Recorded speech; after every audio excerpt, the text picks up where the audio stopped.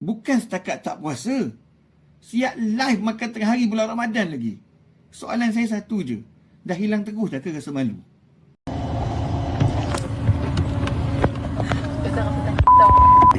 Turun lah. Diam-diam je. Itu dia. Apa dia ni? Tahu. Kau Malaysia masih orang? Kau Malaysia? Minum Starbucks pegang-pegang bukan mahram. Cakap besar kalau kapian. Makin ramai berani tunjuk secara terbuka. Makan, minum, siap buat siaran langsung. Waktu siang bulan puasa. Bukan senyap-senyap. Bukan sebab uzur. Tapi bangga. Siap jawab komen netizen dengan nada mencabar lagi. Ini bukan lagi soal puasa atau tak puasa ya. Ini soal adab. Ini soal hormat pada agama kita Islam.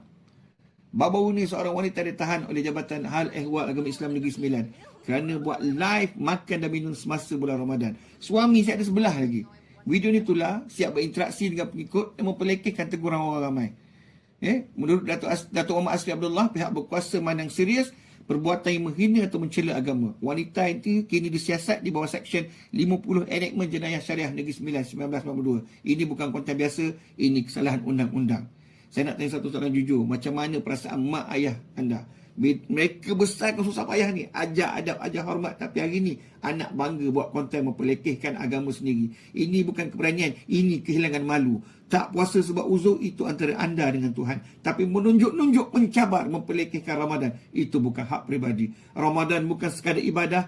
Ia simbol kehormatan umat Islam. Hormatilah bulan Ramadan. Kalau tak mampu berpuasa, jaga lisan, jaga tingkah laku. Media sosial bukan lesen untuk rosakkan akhlak masyarakat. Jangan bangga dengan dosa. Jangan normalisasikan biadab. Ramadan itu mulia. Jangan kita merendahkannya.